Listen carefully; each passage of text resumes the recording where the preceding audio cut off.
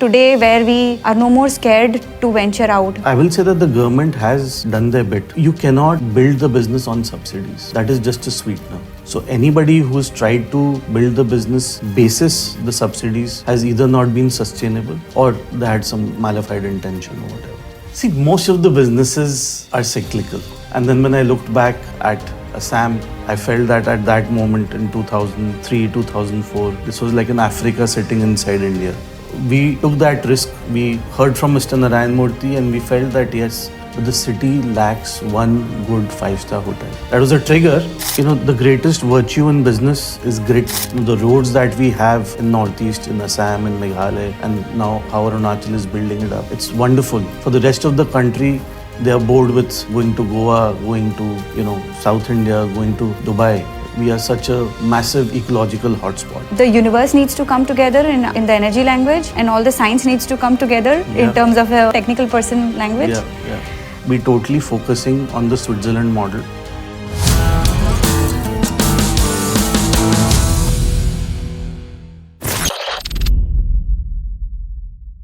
Today we have with us MD and CEO of SM Developers, part of SM Group, Mr. Vikas Agarwal.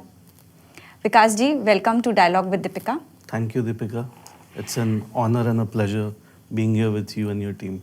Thank you for your kind words. So, Vikas ji, with almost 25 years of experience and ranging from, deepening your work with steel business, then starting asphalt business with your company, home group company, and then diversifying successfully into hospitality, hotels, tourism. It seems like a lot on the plate. And you've also ventured into retail chain in the Northeast. So as MD and CEO of SM Developers, we want to know your starting early journey and what got you into your family business. Well, I have an MS in Information Systems, which is an offshoot of the computer science world. And I used to work with Accenture in their Wilmington office in Delaware in the US, which is their world's largest delivery center. And I used to handle clients like Universal Studios, Johnson & Johnson. But somewhere, that daily rigmarole of going to the same desk and doing the same thing and talking to the same people just kind of got me a little bored, to be honest.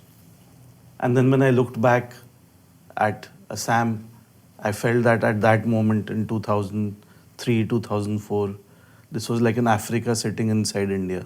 Right. Because there was so much of opportunity. There were no good schools, there were no good hospitals, there were no good hotels of international standard, with due respect to whatever that was here. But I felt that there was a big opportunity in almost every sphere. And although there was no pressure from the family to come back, in fact, my father and his brothers, they actually did a little interview for me that why do you want to come back? How do you think you'll be able to contribute? And only thing that I could say that time was, well, I have a master's in information systems and I feel the business can run on ERP and computers is going to be the future. So maybe I can add some value there. So I don't think they were that impressed, but being the son, I think I was able to come back. So we basically, we were doing low ash metallurgical coke that time under the name of SM Cokes Limited.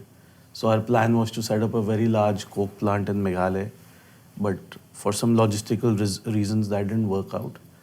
And then I started getting involved in the steel business. I was instrumental in setting up our asphalt business with my younger brother Rajiv.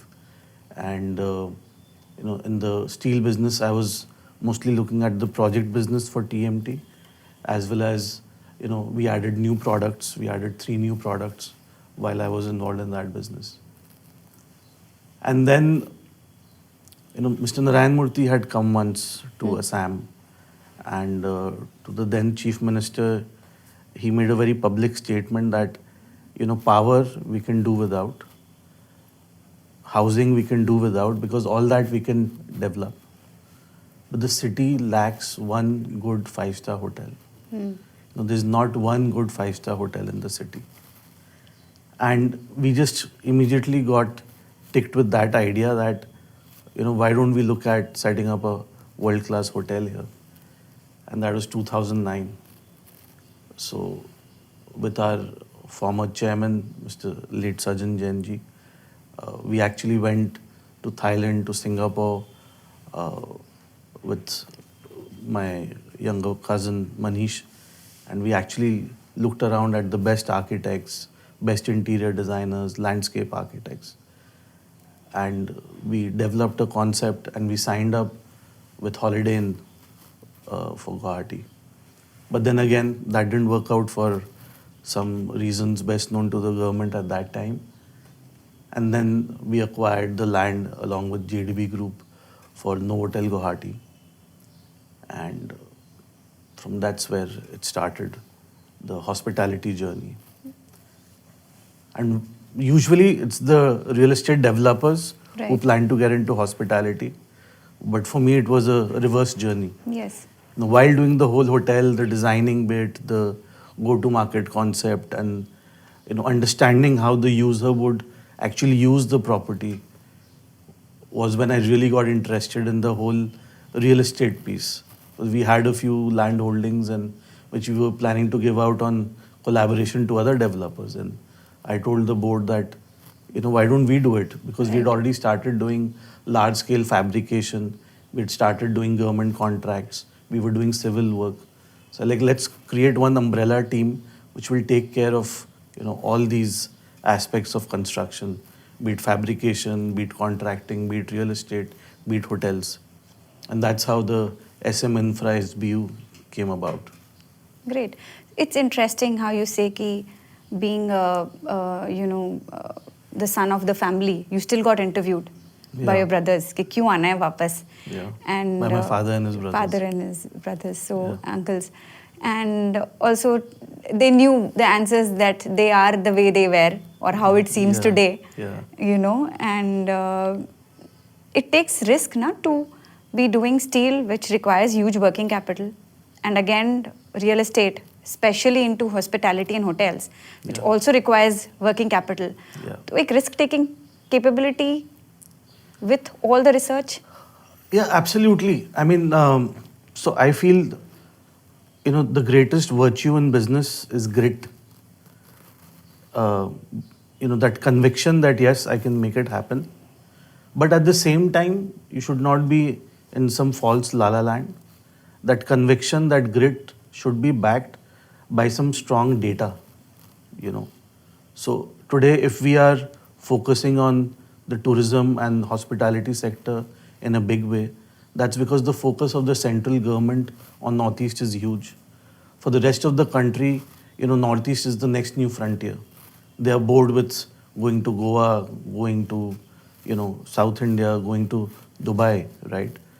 But Northeast is now that next new frontier where they are discovering things. We are such a massive ecological hotspot. There's so many wildlife sanctuaries. And I'm involved with this organization called Young Presidents Organization. I founded the Northeast chapter. Right. So through that, I'm having the luxury of, inviting friends, of inviting people who would otherwise never set foot in Northeast India. And each and every one, when they come, they just go back mesmerized. Yes. They just don't believe that, such beauty exists in India, and with such lovely people and with such lovely infrastructure. The roads that we have in Northeast, in Assam, in Meghalaya, and now how Arunachal is building it up, it's wonderful. I went to Kashmir last year, and I was so dismayed. I mean, people keep talking about Kashmir, but we did not have 5 kilometers of pothole-free road, right? So, with this focus of the central government and the way people are, lapping up Northeast, so these are very strong data points, So, you need these strong data points, and basis that, you should have that grit, that conviction that yes, when you take that leap of faith, you can make it happen. Many times entrepreneurs may not have that data point, but they rely on something called heuristics, where you've not really put it out on pen and paper, but you have that perspective that yes, there's something going on, right? But you don't really press it, press that finger on that point or that button.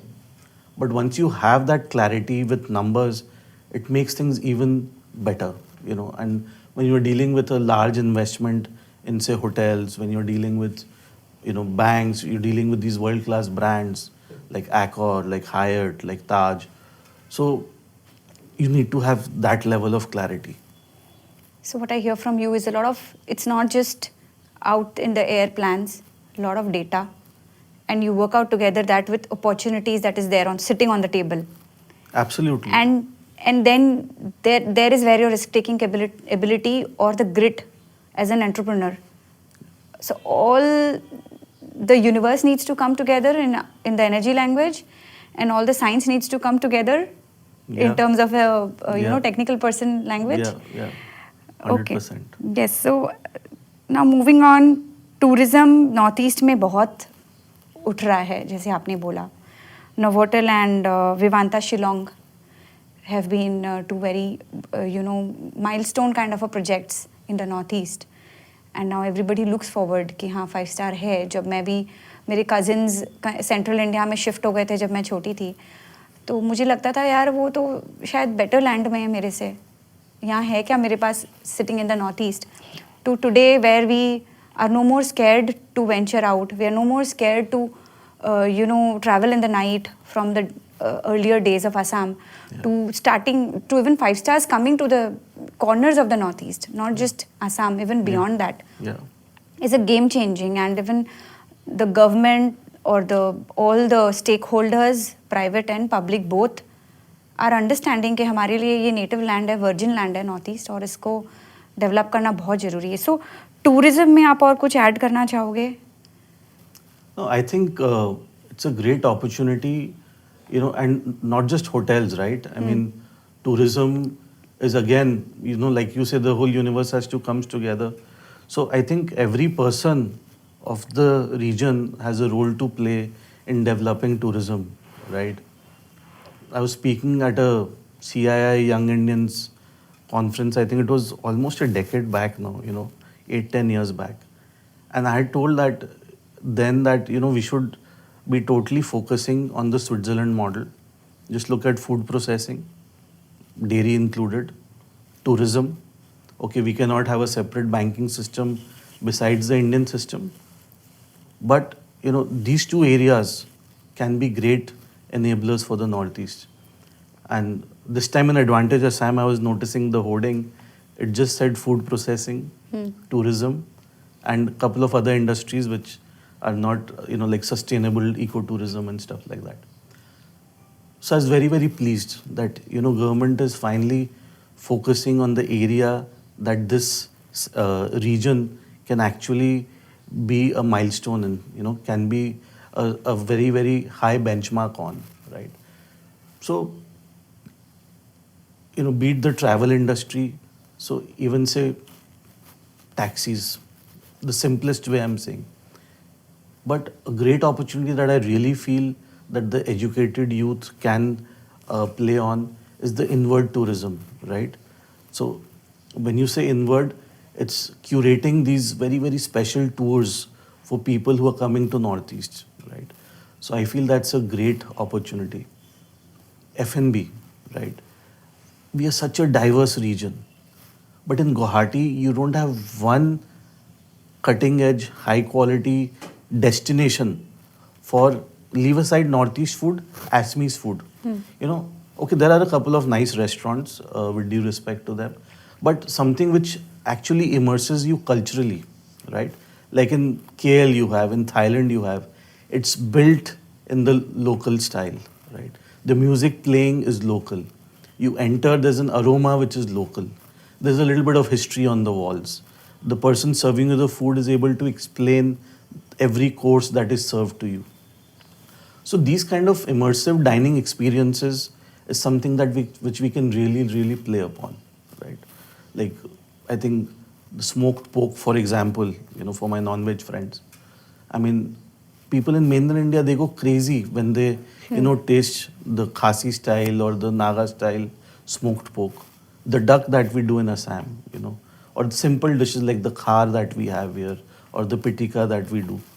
So these are really, really, great dishes which people love. So this is another very big sector. And then, this has a very, very large downstream effect. So you need good chefs, you need good waiters, So people get trained accordingly. You have handicrafts, Yes. which can evolve. So tourism, people may just look at it as like one hotel, right?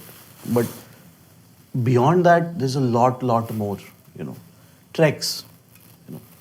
Guwahati, I don't see, I mean, nobody can count like 5 good people who can curate treks for you, Right. right? Right. But people in mainland India, they're gasping for good oxygen, which, we have here in abundance by God's grace. So treks, so things like that. So there's so much opportunity that this can really, lead on to. Right. Now, there's a thing that real estate has its own volatility. And real estate में भी आप hotels की बात कर रहे हैं हम, जो tourism की industry में आ जाता है. तो volatility, decision making, how is this? See, most of the businesses are cyclical. Most of the businesses. Steel, hugely cyclical. Cement, again, goes through its cycle. Few businesses, cycles are long. Few businesses, cycles are short. That's the only difference. And in that long also, there can be a few, ups and downs in the intermediate phase. So cycle is there in every business. So that is where you need to, work on the hygiene part of it, that you're not over leveraged. Your interest costs are not very high. It is sustainable. If I talk about real estate, so real estate, yes, again, it is cyclical, no doubt. But then again, if you do a good product at a good location, priced well, you will never go wrong, right?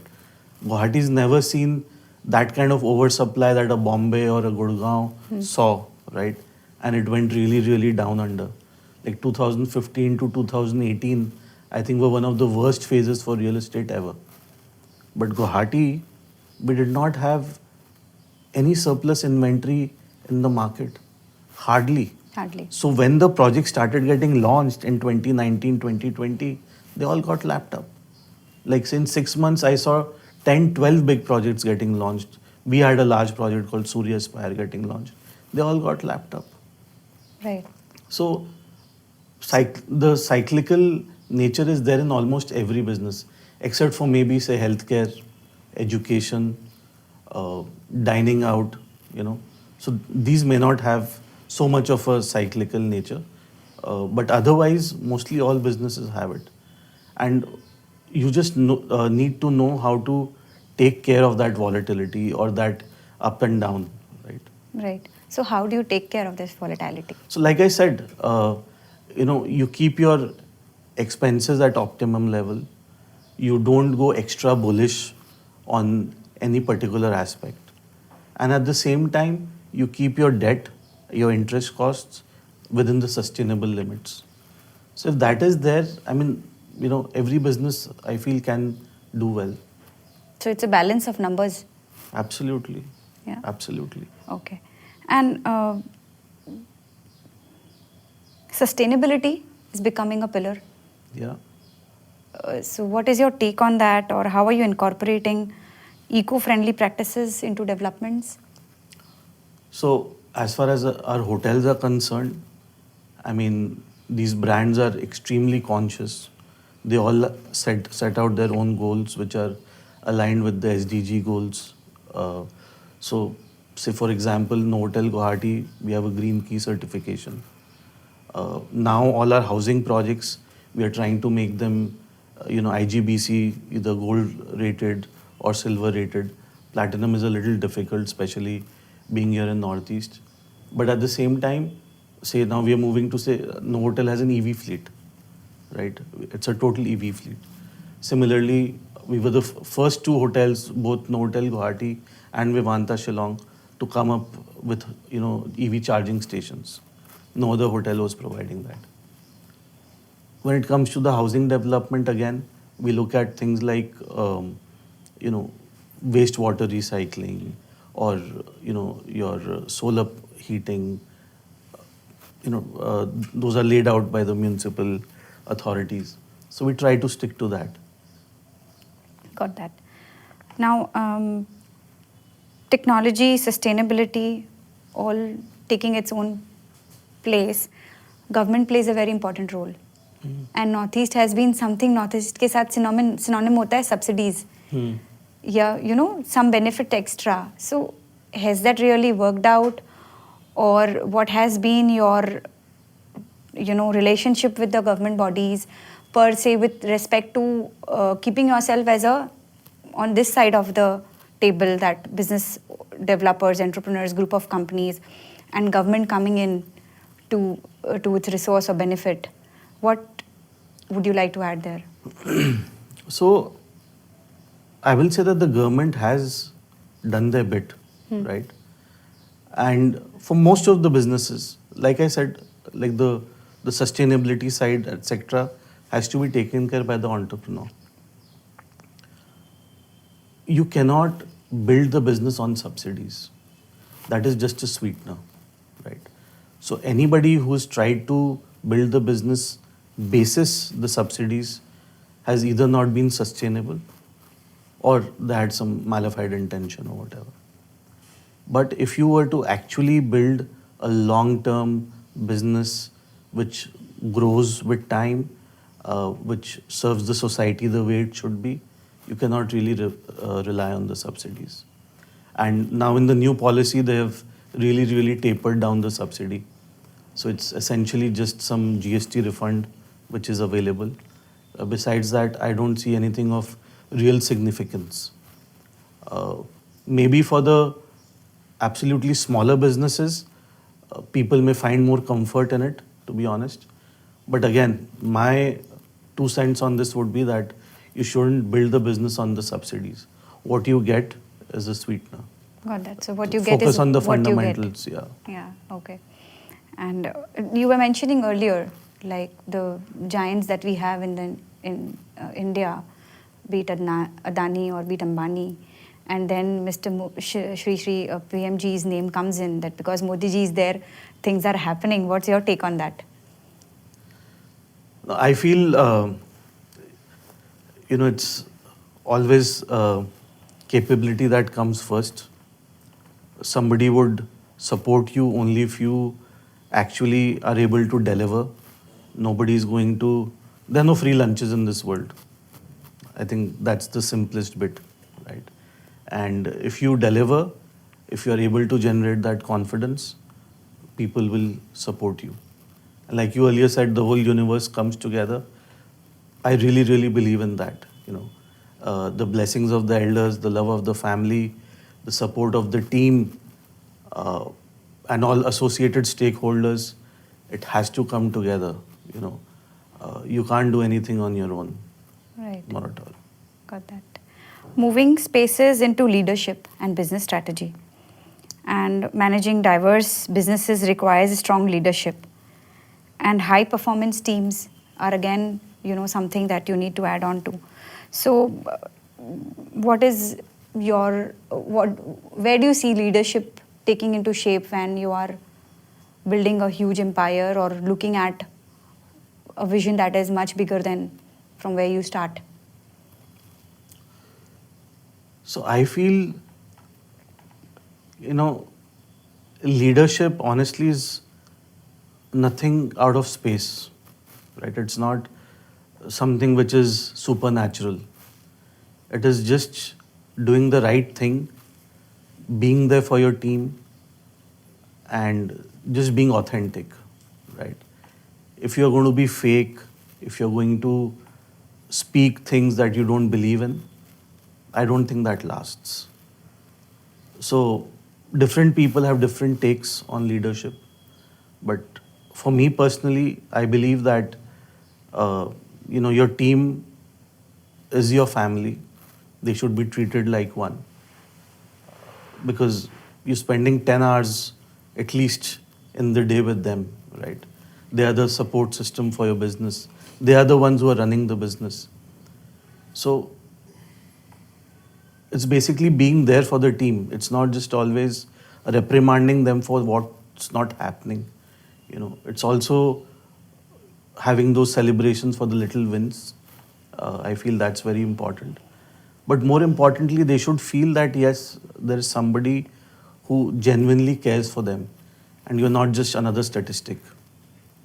So, like you said earlier, mentioned to me in a point that why do we need world-class offices or teams or organization जब real estate तो चल जाता है, कैसे भी चलाना है तो काम तो हो ही जाएगा. What's your focus on the entire corporate culture and also from both the sides of the table? Right. That we have been known as the state of lie. We don't want to be attached with it anymore, Yeah. I believe. And also on the other side, that how do business employers feel for the employees and how the balance? What is your take on this? Now, I feel as a region, we have a lot of work to do when it comes to having professional organizations. And again, what is professional organization? Again, these are, to use the word, very bastardized terms.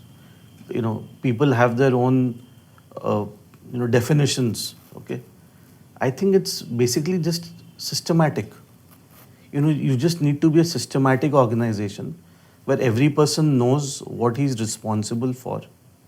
And then you attach a designation to that, right? And as you grow, you need some HR systems to come in because you cannot be dealing with every person on a day-to-day level. So that's why you have performance benchmarking. That's why you have a salary appraisal system. If you're a team of 8, if you're a team of 10, right? If you're a team of 6, you can still be a professional organization. Professional organization does not mean that you need to be 1,000 people with a 10-member HR team, right? So I feel professional basically means that you have the right person for the right job and being told what he has to do very, very clearly.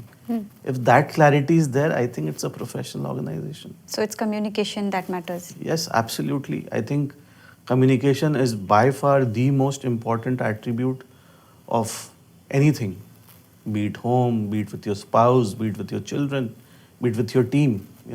The more clarity there is in communication, I feel the better it is for everybody associated. Got that. Now we'll move into your spaces of, pursuing the owners president management program at Harvard. Harvard सुन के ही ना India में सबका दिल खुश हो जाता है, Harvard Business School. Yeah. And so we want to know about your journey there.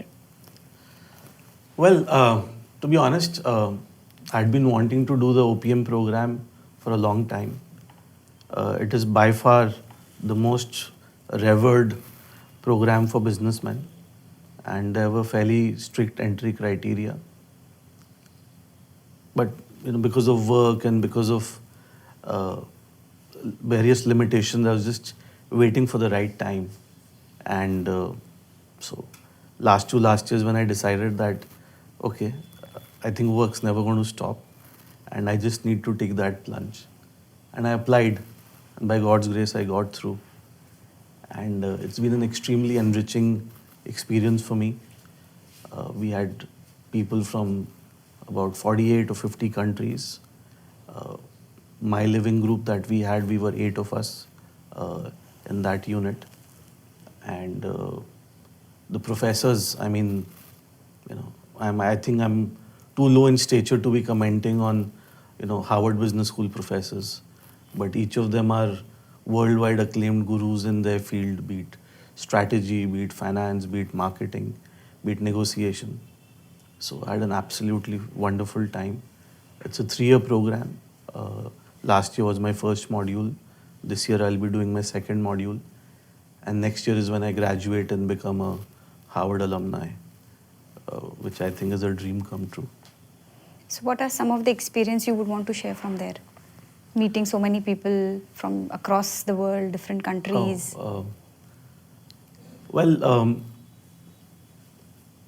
Number one, everybody has their own set of challenges. Just money in the bank is nothing. I think ultimately biggest is the purpose. What purpose do you have?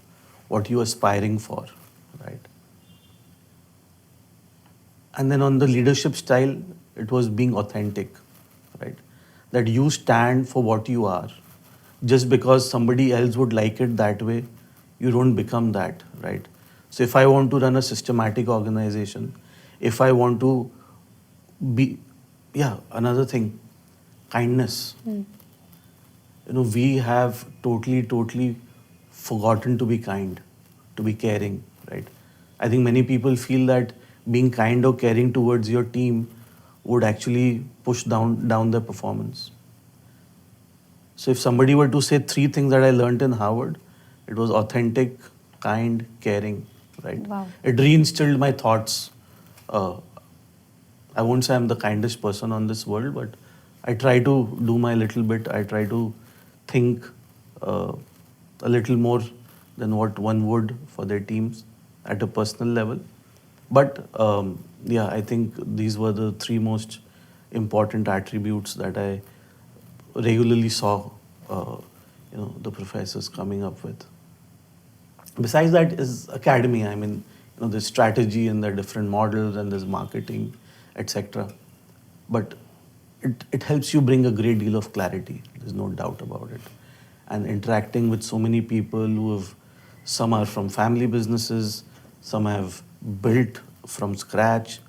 Somebody was son of a carpenter in the Soviet era and was surviving on one loaf of bread and has now built a multi-billion-dollar medical chain. So it's just amazing the kind of challenges that people have gone through to reach where they are. So, yeah. I want to know your 3 life lessons from the Harvard program. I think on top of it would be authenticity. And another attribute which I feel is massively underrated is care, being empathetic. Because somehow, this notion has got built up that to get work done, you need to be harsh, you need to be pushy. So, performance management is one thing, but being genuinely caring about your team, keeping them as a part of your family and being a part of theirs, I think is a very, very important and oft neglected attribute, which, I came across there that it's perfectly fine, and in general American society also, if you see, I mean, most of them, they're very polite, they'll speak to you very politely.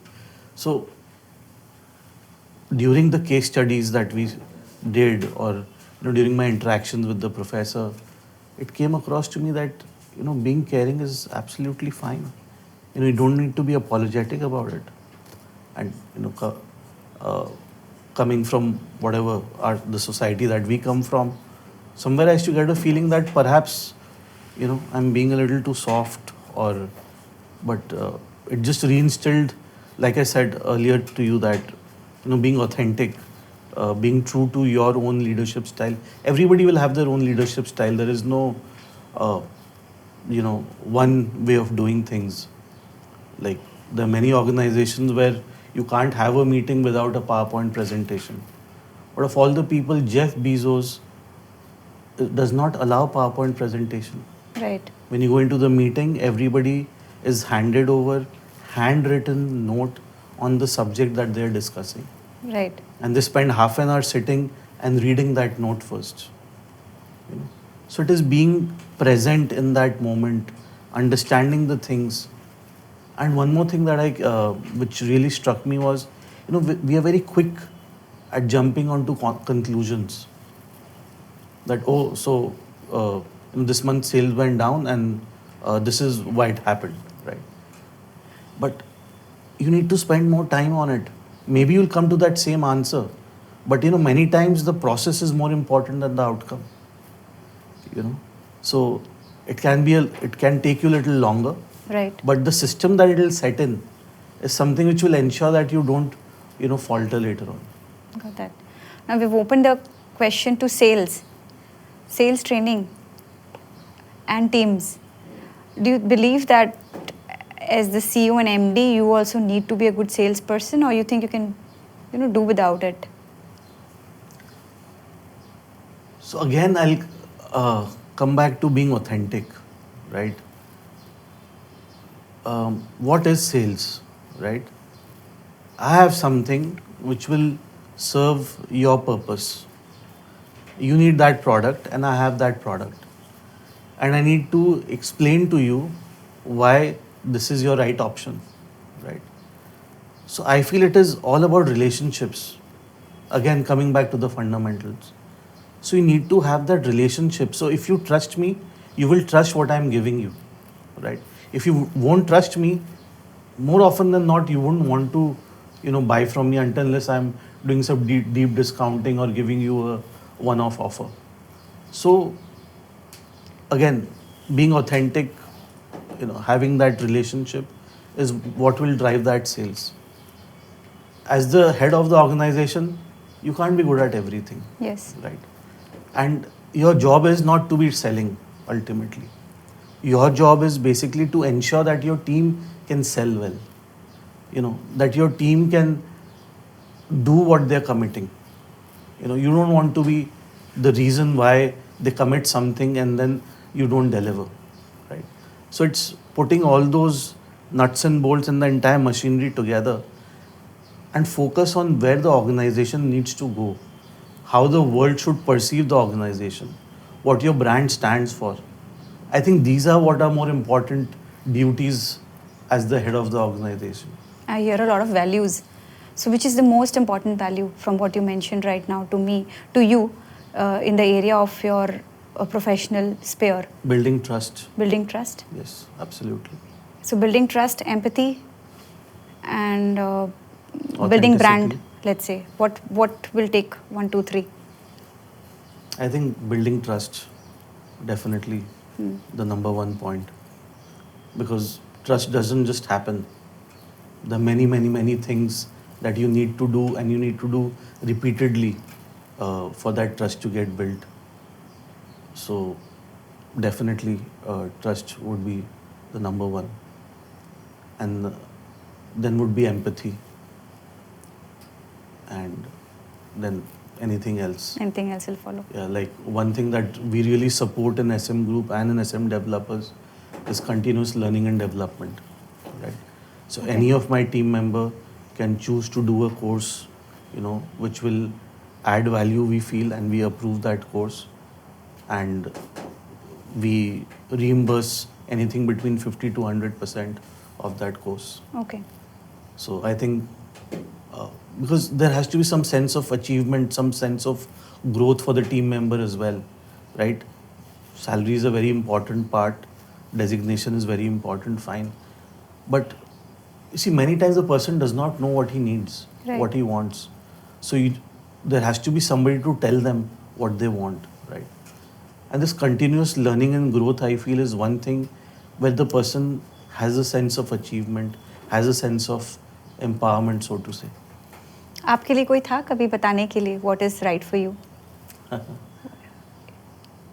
I feel there's something to learn from everybody, to be very honest.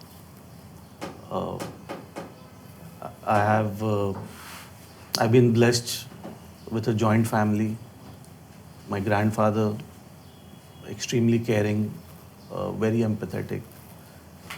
My Tauji, dynamic force, great leader, go-getter. My father, extremely patient, very systematic. My chacha, very enthusiastic about numbers.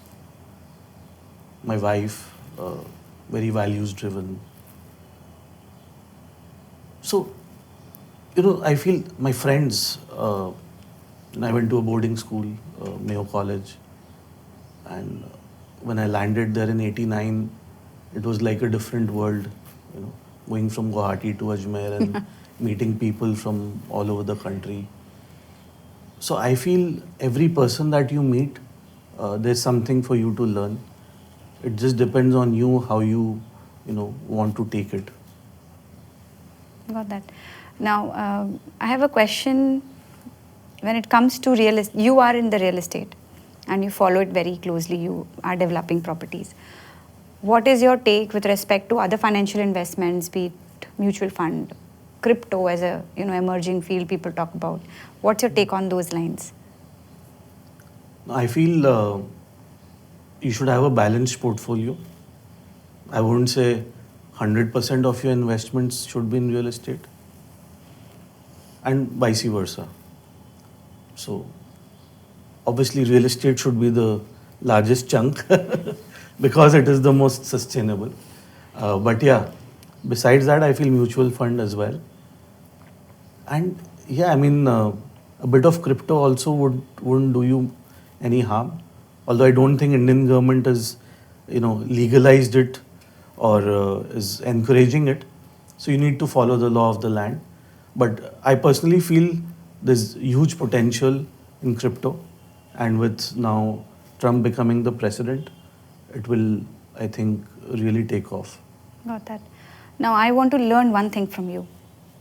I want to teach us one technique from the negotiations that you learned inside your classroom at Harvard. You need to understand the genuine need of the person sitting across the table. That what does he need or want as the outcome. So, just to give an example, say suppose I'm negotiating with somebody for buying land. But there is a whole ecosystem behind that person. He could have a family, he could have his joint family, he could be working for somebody. So what is it that he really needs out of that transaction? Besides the money, is it recognition? Is it respect? Maybe he wants to get associated with my brand. Maybe doing maybe doing a deal with SM developers is all that he wants. Right. So he may be willing to even take a little bit of, haircut on the pricing. Or maybe he wants a lot of appreciation from his family. That, oh, you've done such a great deal, right? So what's the actual genuine need of the person sitting in front is what you should look at. Got that. I'll keep that in mind. Now, I want to know one more thing. India is very driven by discounts. कि अगर हमने discounting ले लिया तो शायद we have done a lot of negotiations. What do you have to say about that? So like I said, it really depends what that person is seeking. It's a consumer psyche. I agree with you that people, because it gives them that sense of achievement. It's not that the person could not afford to pay 50 lakhs, but can afford to pay 45 lakhs. But it is that sense of achievement that, yes, I've saved. I've been able to pull out that extra 5 lakhs. Having said that, more than discounting, I think we are an extremely value conscious country. Where even if you're buying an S-Class, Mercedes S-Class, you look at what average the car gives, right? So we are a very, very value driven country. So I think people want to get value for their money. Got that. And any other consumer behavior psychology? India का तो हमें मालूम है how we behave, how we work, what do we fall for and what do we don't fall for. You're meeting so many people at your Harvard program. Any other consumer behavior that comes very close to your heart or that excites you to study them more? Oh, that's a big one because we had a maverick of a marketing professor, and I think those 90 minutes used to be just brain freezing because there used to be so much. I think again, many times a consumer does not know what he wants. Is a very interesting theory I read. Because every time we feel that this is what the consumer wants, but many times they don't know what they want. And it is you as the brand, as the business, who have to educate them. You know, I mean, there can be many examples. Honestly, nothing that comes to my mind at the moment. But say, for example, Guwahati was going on fine without a 5-star hotel, Yeah, right?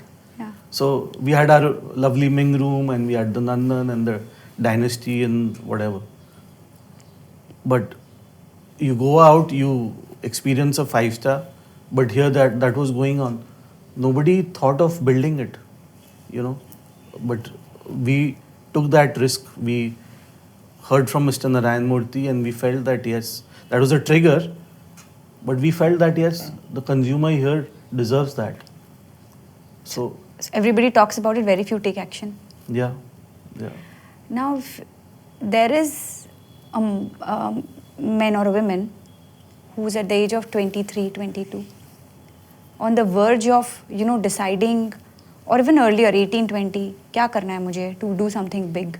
Should I have big names attached now in my resume? Should I go to big schools? And even the parents put all their thought process together कि क्या करना है, कैसे build. मुझे तो पता भी नहीं था मैं क्या करने जा रही हूँ. Engineering से I landed up into biotech. I don't know how. So today parents are also thinking deeply. Even youngsters are very focused, I would say now. So आपको उन लोगों के लिए क्या advice होगा देने के लिए if you were to put yourself together in that time versus now? What is different for them? So you know what? I had the luxury of choosing what I wanted to study. I did my master's in information systems because computers and electronics really used to interest me. I was not sharp enough to get into engineering, but I did an MSc, MS as they call it. But I would say that do what you enjoy, right? So even if you have to come into business, your calculus or your algebra is not really going to help you. But if you actually study what you enjoy, like Ratan Tata did architecture, just as an example. So if you enjoy and study, you learn a lot more rather than just going through that rigmarole. But otherwise, I feel it's 0.01% people who have that God's gift to find out at a very early age what they want to do. Because, nature and God have their own ways of deciding your path. So if you just be in the moment, enjoy what you do, and be authentic, be true, I think it's fine. You will land up somewhere good. Because ultimately it's happiness. What gives you that drive? What gives you that happiness? So like I told my son that if you want to study photography, just ensure that you go to the best photography school in the world. I don't want you to do an MBA. Because if you study photography to the best extent possible, you are learning from the best. So it is that, drive to be the best which is most important, according to me. Otherwise, you can do whatever. It doesn't matter. So you can figure it out. And at the same time, it's important to be in the moment and give your best and get attached with the best in the moment. Yes. Is what you would say. Absolutely. Okay.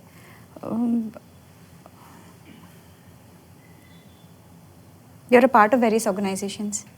You like socializing. You like food. And a finesse for food. So on those notes. Little bit. I'm not honestly part of too many organizations.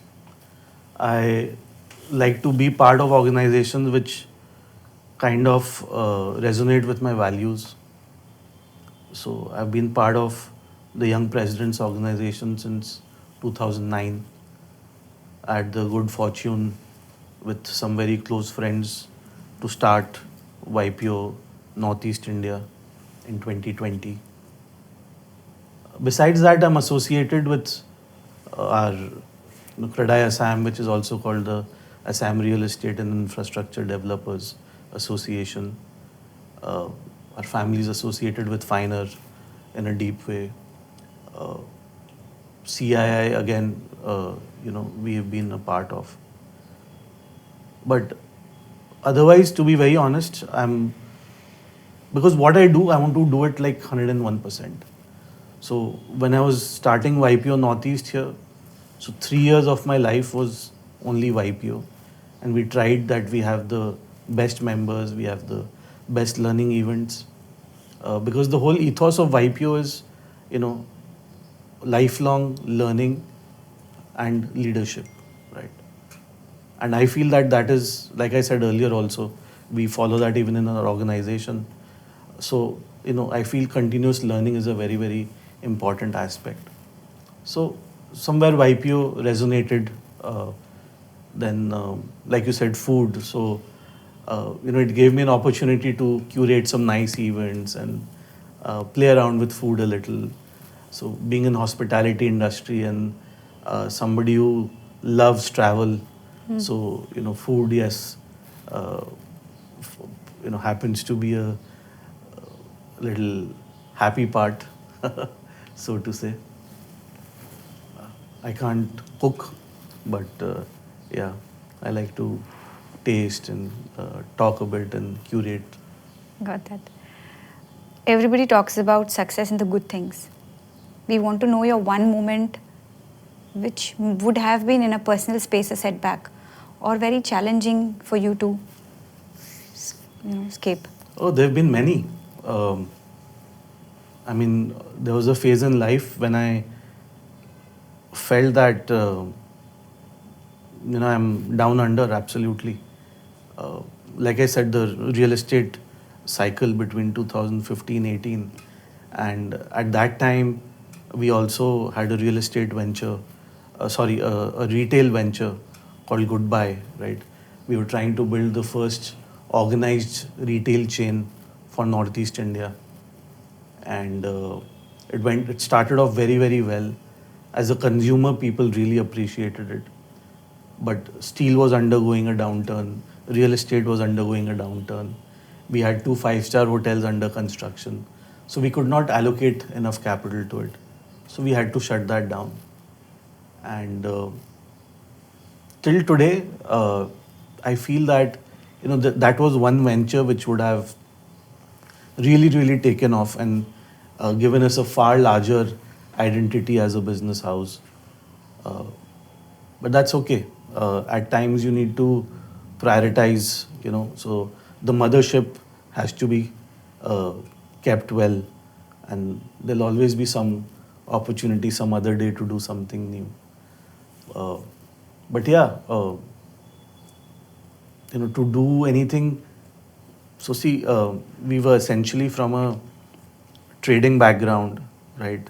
Steel, and then we got into manufacturing, and then in the 90s, late 90s, we had a setback with our manufacturing, and then we again restarted our whole manufacturing journey in 2000 with SM Coke and Dyna Roof and Bitchem, and then the Tata Steel distribution business started, and then to pivot to hospitality and real estate, which is construction. So there is a learning curve associated with every business, with every industry. So I went through the same, uh, and it teaches you many things, and you keep learning, and you need to ensure that you don't, repeat them. So. Okay, so what is more important is not repeating some of your mistakes which you realize in the first space. Yeah. Yeah. Okay, if you were concluding questions, I guess. And by the way, just my smile went up when you mentioned mothership as a word. I've been noticing you speak about a lot of patriarchy all throughout. Empathy and kindness and mothership are the words that balanced me off as a anchor on the other side of the table. Yeah.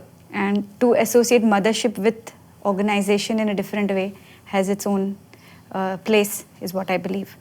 Now, if you were not to be the CEO of SM Group, what would you have been doing? Which avatar would have wanted to have? I guess a nomad, Nomad? a traveler. I think it's a hugely humbling experience. It's a great learning experience because you meet different cultures, you meet different people. And like I said, you have something to learn from everybody. And of course, not to miss the food. So every region has their very, very interesting food culture associated with it. So yeah, I mean, I would have been a nomad, I guess, had I not been doing business. Great, got that. On that note, any questions before we close to ask me? I have kept the final question. No? All right. So, what's next for Vikas Agarwal? Any new ventures or projects on the horizon that excite you? So we are looking at hospitality only. We're going to be opening our new resort in Pobitora. It's a very nicely curated luxury boutique resort, only 16 rooms, but done in a pure northeastern style. So we have, say, furniture from Nagaland, fabric from Assam, the stones are from, again, Meghalaya, like we are using Sora stone there. There's some artwork from Arunachal. The food is curation of everything northeast. Because I felt that there was nothing here which would give somebody a flavor of everything northeast, but in a slightly luxury way. So we are launching Rhino in River this month in Pobitora. And anybody who cannot travel all the way to Kaziranga, within 45 minutes of the Guwahati city center, Yes. you have enough rhinos waiting for you. So although not a very large project, but very close to my heart because it's very, very Epicurean. We've really curated it. We took an interior designer from Nagaland. Again, is an award-winning architect, very young chap. So, so that is one very interesting thing. And we're looking at doing a couple of more hotels in the region. So hopefully that should also happen in the next few years. So it's like every drop in the hospitality ocean. Yes, and I feel there's so much more that one can do here. And I think your river cruising is something which is something can really happen. Glamping is a great sector which can take off. Now they're starting seaplanes from this year. So I feel many more areas will get connected much easier, which otherwise did not happen. So yeah, I think great times ahead for Northeast tourism. Great. On that note, best wishes for your for the project Rhino River, and may we see you again with more flying colors and more to learn from you. I had a great time, recording this podcast with you, and thank you for coming. Thank you so much for inviting me. It's an Yes. honor being your first guest, and I hope we talk soon again. Sure. Thank you so much. It's Thank been you. a pleasure. Thank you so much.